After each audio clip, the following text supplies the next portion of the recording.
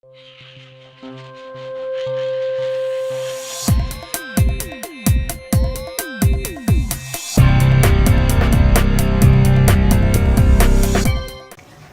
noite, estamos começando agora o programa Você, o Consumidor. E para quem não me conhece, eu me chamo Gabriela Maciel, sou apresentadora aqui da TV União e também advogada. Nós estamos começando agora o programa Você, o Consumidor, que é de utilidade pública para toda a população do Distrito Federal. Hoje nós temos a honra de receber aqui o professor, muito conceituado e conhecido, José Geraldo. Um prazer receber o senhor aqui. Prazer, Gabriela. Cumprimentos aos telespectadores da TV União e do seu programa.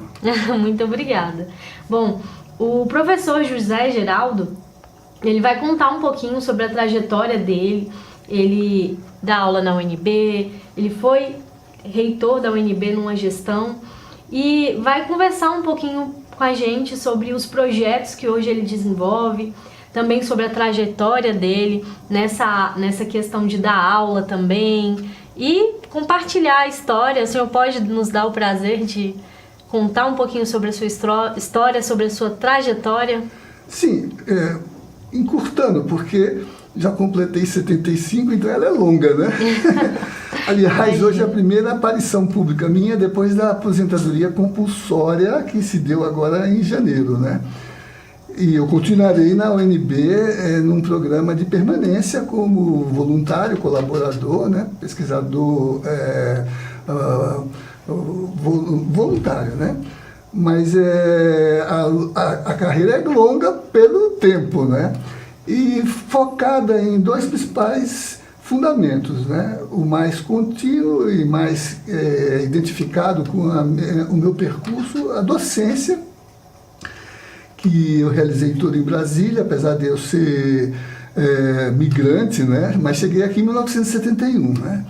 Então eu fui professor na AEUDF, hoje um centro universitário, e depois, desde 1985, na Universidade de Brasília, embora desde antes eu já fizesse ali o meu percurso de pós-graduação, né? Mestrado, doutorado.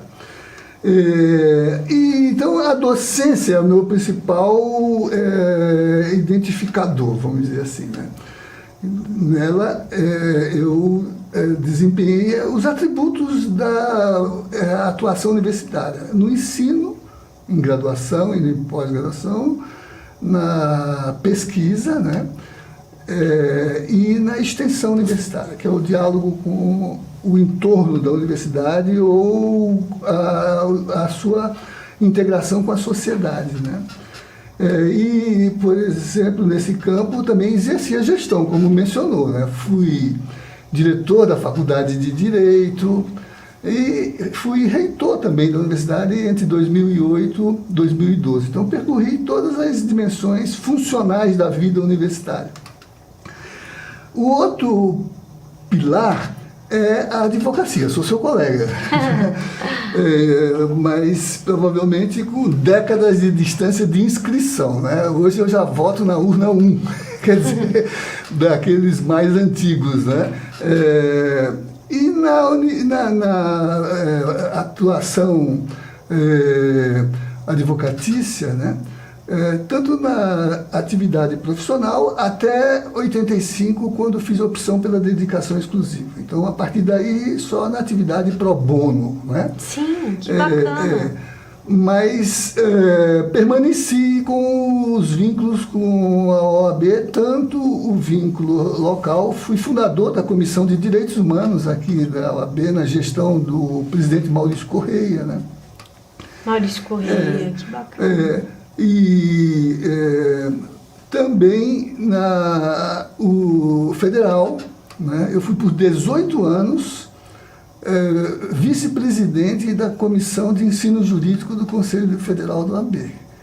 Sabe que a OAB se manifesta sobre criação, reconhecimento, recredenciamento de cursos jurídicos. Não há criação de cursos jurídicos sem a manifestação da OAB, e a nossa comissão que fazia esse trabalho, né?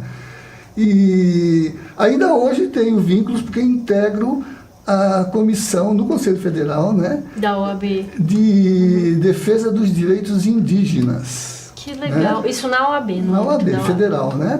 E por várias ocasiões vivenciei, vamos dizer assim, aquilo que da nossa instituição, né, é o chamado não apenas corporativo, mas também o chamado político, a instituição que atua no plano da defesa da Constituição, da ordem democrática, né? Então, por exemplo, eu estava dentro da OAB quando ela foi alvo daquela intervenção durante o período militar, né? Uma história bastante conhecida, com grande repercussão, 1983, né? Um pouco antes da virada da redemocratização, né? Então, aquela foto dos advogados saindo de braços dados da instituição sob intervenção das forças de repressão, né? Eu estou nela, junto com o doutor Antônio Carlos Guimaringa Seixas, que foi presidente e com o qual advoguei boa parte da minha experiência profissional. Hoje o senhor ainda advoga? Não, a não ser o pro bono, por conta do requisito da dedicação exclusiva, né? Então, em que área o senhor? De cidadania, de direito constitucional, de direito público, né? Direitos humanos, né? Sim, na mesma área de atuação. Na mesma área, né? Então, esses dois pilares demarcam a minha história, que também é uma história que se confunde com a história da cidade.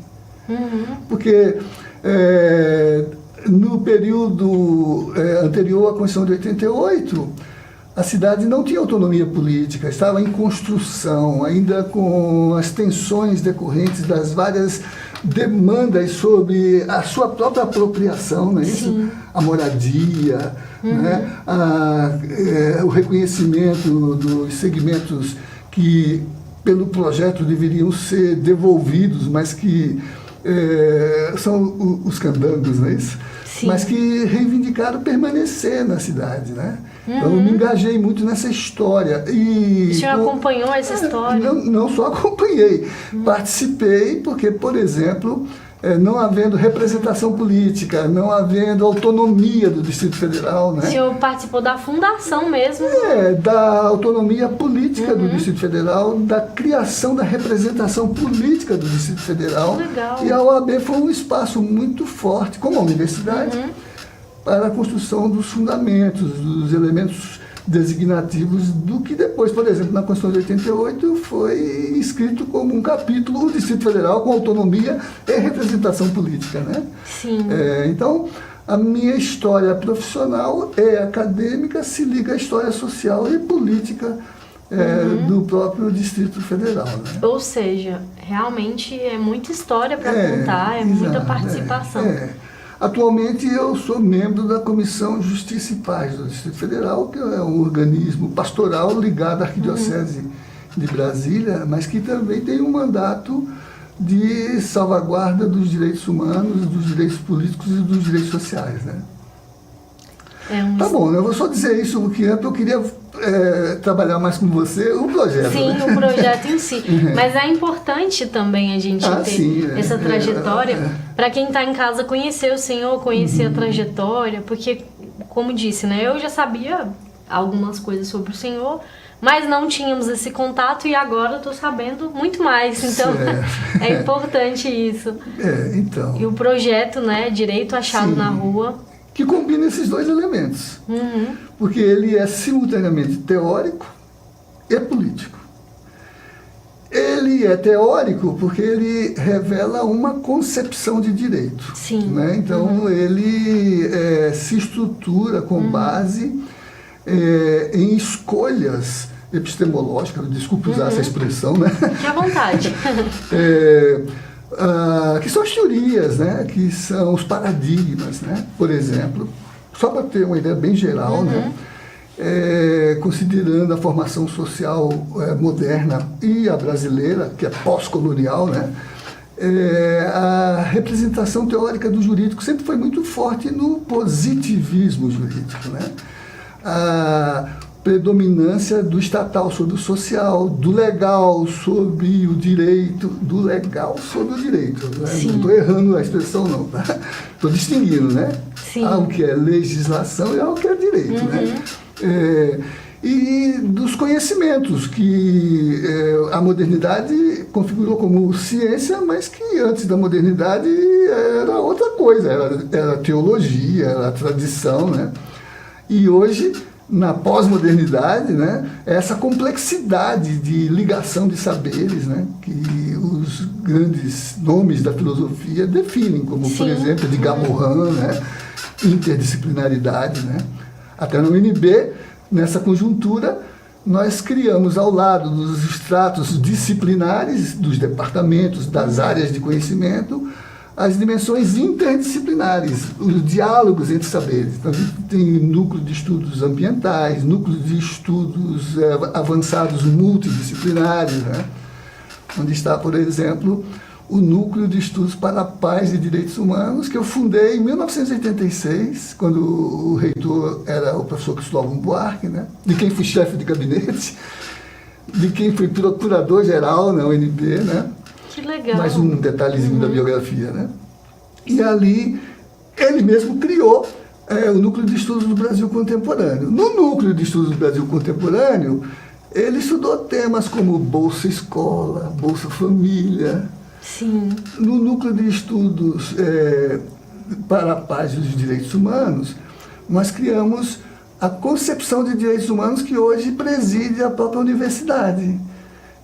E lá, né, ao lado de disciplinas que criamos para desenvolver no espaço da universidade, da graduação, como, por exemplo, a disciplina Direitos Humanos e Cidadania, né, que desde 1986 é oferecida todo semestre, nós criamos também o projeto O Direito Achado na Rua. Eu acho que é esse que você quer saber dele, não é isso? Exatamente. O projeto que o senhor desenvolveu, inclusive citado, né, pelo STF, o projeto do senhor. E para o sim e para o não. Citado para o sim e para o não, né? Sempre há, no direito sempre há as correntes majoritárias, minoritárias, sempre há os... É a área, né? Eu acho que o direito, ele é justamente também essa questão de você discutir, de você debater ideias, de você, então... a vida é complexa e, portanto, a representação da vida é plural, não é isso? É plural. No Supremo tem referências importantes, em voto, inclusive, né? Que foram fundamentados com referência nesse projeto, mas também tem críticas, né? Sim. O que é bom, né? É bom. Tem ministros que antes foram professores que em seus livros fazem menção ao tema, né? Que legal. Porque realmente ele ganhou grande difusão, Gabriela. E internacional também, em Portugal, que tem essa... Agora, em 2019, nós fizemos um grande seminário internacional para marcar 30 anos do projeto, né? Foi aqui no Brasil? Que se iniciou em 1987, quando é a segunda dimensão, a política, né? Quando na redemocratização do país, na redemocratização da universidade, que estava até ali sob intervenção, inclusive, do sistema de segurança. O reitor era um oficial da área de segurança da Marinha, né? Embora fosse um físico e tivesse um PhD obtido nos Estados Unidos. Mas era um representante do sistema de segurança, né? Que, no caso da UNB e na história de Brasília, provocou inúmeras invasões policiais e do sistema de segurança, com, inclusive, assassinatos de estudantes, né? Onestino Guimarães, o Ieda Delgado, Paulo de Tarso, esses dois últimos, seus colegas da Faculdade de Direito, né? E que levou, assim, à cassação de algumas sumidades do mundo do direito, algumas que você estudou. Por exemplo, o ministro Victor Nunes Leal do Supremo, que foi o primeiro diretor da Faculdade de Direito da UNB, o autor de Coronelismo, Inchado e Voto, cassado no Supremo Tribunal, né? Hermes Lima, que você estudou, embora seus livros sejam mais de empresarial, né? O Hermes Lima, o grande autor, e que foi primeiro-ministro no Brasil, no período de 1961 até a 63, né, tivemos 3 primeiros ministros, Hermes Lima, Tancredo Neves e Brochado da Rocha, governo Jango Goulart, né? Sim. Hermes Lima foi Sepúlveda pertence, né? Foi nosso professor, né? Cassado pelo ato institucional número 5. Né? Então, a UNB sofreu muito aquilo que foi também o que a fortaleceu, como luta por autonomia do pensamento, liberdade de ensino, né? Autonomia da universidade, que, aliás, agora a OEA, pela Comissão Interamericana de Direitos Humanos, atualizou, lançando diretrizes interamericanas para a defesa da liberdade de ensinar.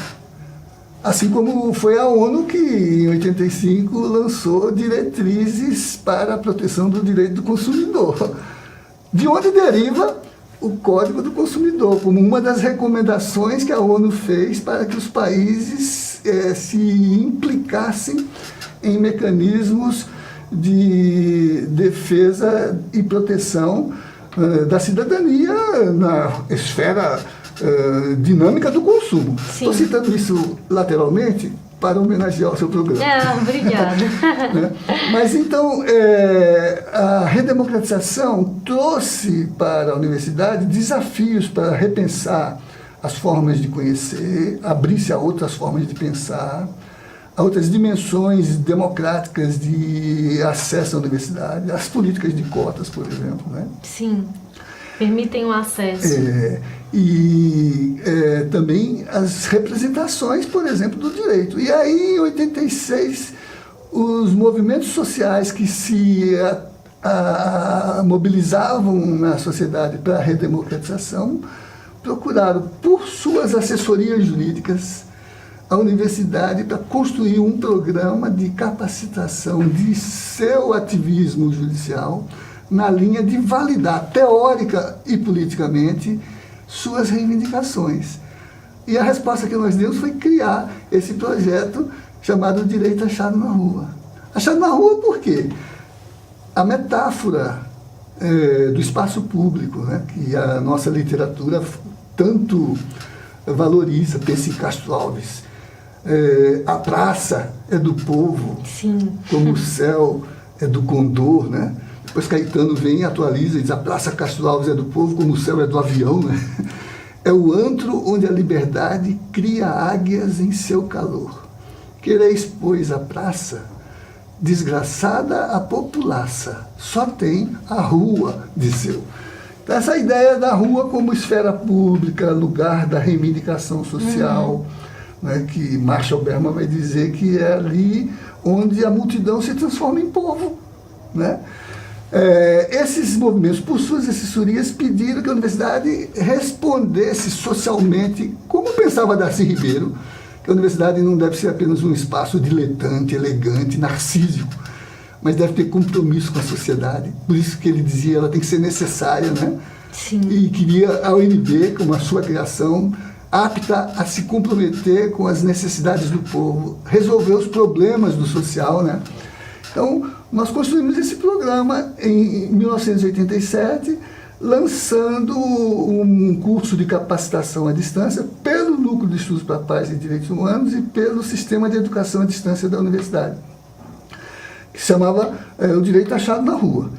O interesse foi tanto, fomos de tal modo mobilizados que resolvemos seriar. Então, esse primeiro volume passou a se chamar Introdução Crítica ao Direito, e desde ali até 2021 já publicamos 10 volumes seguidos. Introdução Crítica ao Direito, Introdução Crítica ao Direito do Trabalho, demanda de juízes. Introdução Crítica ao Direito Agrário, demanda do MST. Sim. Introdução Crítica ao Direito à Saúde, demanda do movimento sanitarista, que escreveu o capítulo da saúde na Constituição. Introdução Crítica ao Direito das Mulheres, a Marcha das Margaridas, a Marcha Mundial das Mulheres, programas derivados do Direito Achado na Rua que temos no UNB hoje como extensão, promotoras legais populares.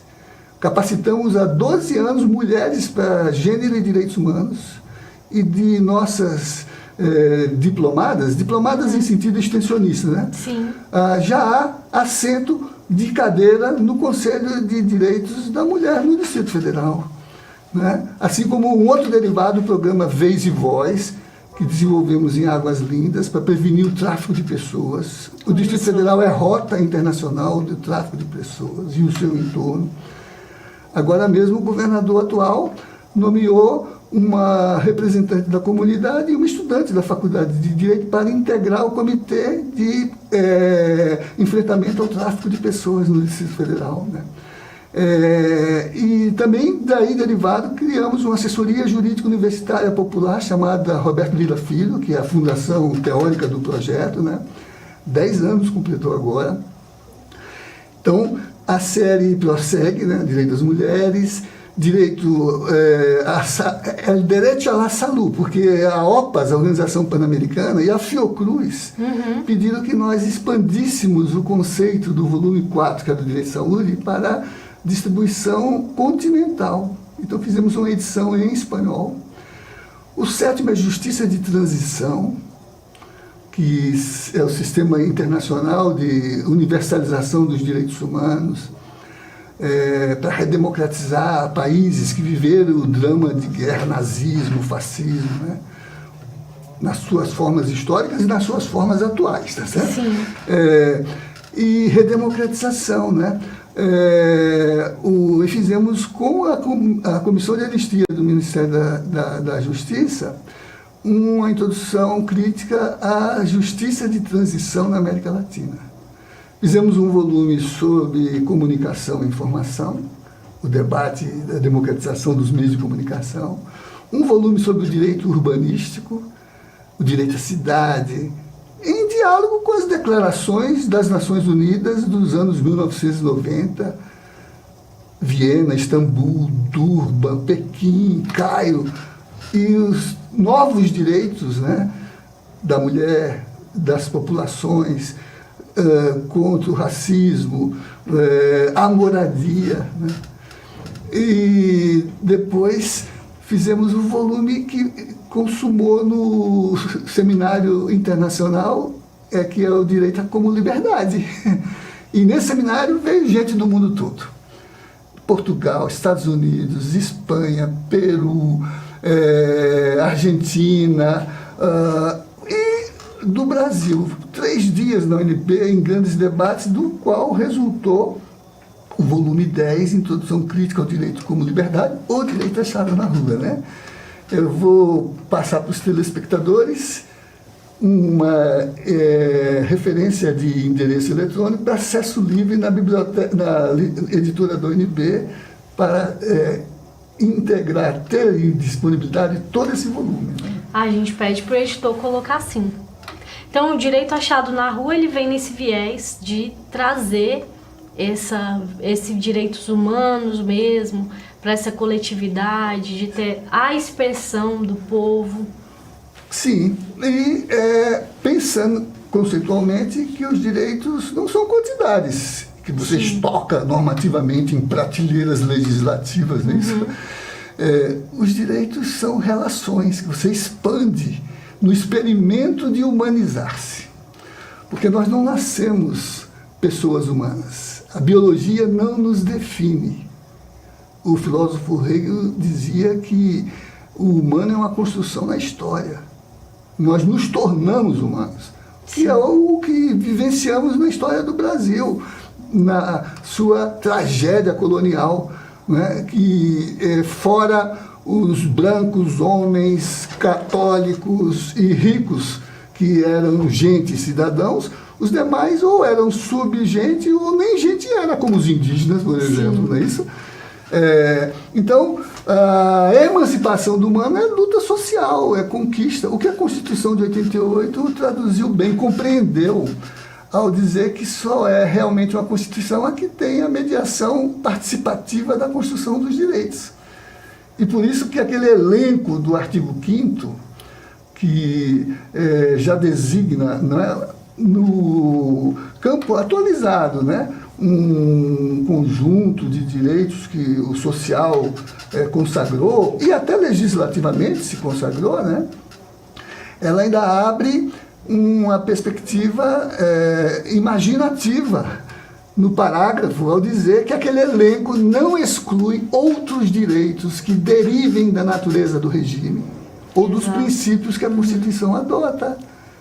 Então, se a natureza do regime é a democracia é um regime que permite a invenção contínua de direitos. Sim. E se os princípios que a Constituição adota incluem os direitos humanos são uma representação política de atualização contínua dos direitos. Né? Muito bom. Professor, brilhante exposição. Aqui o tempo passa tão rápido que se pudesse a gente ficaria aqui horas e horas conversando, porque é tão agradável, né? Nós tivemos uma verdadeira aula com o senhor aqui, sobre história, sobre direito, sobre vivência, sobre construção de sociedade, que eu tenho certeza que é muito importante e contribui bastante para o nosso programa. Eu gostaria, se o senhor quiser e puder deixar um recado final para quem está em casa, pode ficar à vontade. Então, o recado que eu quero dar é de que toda a luta social e histórica do nosso país e do nosso povo, né, não pode ser apenas um registro abstrato. É um exemplo que se abre para todos nós, para que a gente compreenda que os direitos não são dados, eles são conquistados. Sim. Eles não são dons, eles são resultado de lutas dramáticas. Né? Exato. E, portanto, para que eles permaneçam e eles continuem a fazer efeito, é preciso que a todo instante, sem nenhum descanso, nós, em lealdade àqueles que derramaram sangue, suaram, verteram lágrimas, né, sejam honrados por nós, homenageando as suas lutas, as lutas das mulheres, dos trabalhadores, dos camponeses, dos indígenas, que duramente construíram esses direitos, né? E, portanto, que nos colocaram no nosso ombro civil, né, reservas utópicas, para que a gente continue a ação de construir futuro e não permitir que recrudescências do passado, colonialistas, autoritárias, ditatoriais, egoístas, voltem e operem na desconstitucionalização do país, da desdemocratização do país e até da deslegalização do país, né? Eu acho que esse é o recado que eu gostaria de dar, não é isso? Se presta à cidadania, mas se presta ao consumidor também, não é isso? Sim, exato. Muito bom. Professor, eu gostaria de agradecer imensamente a sua participação.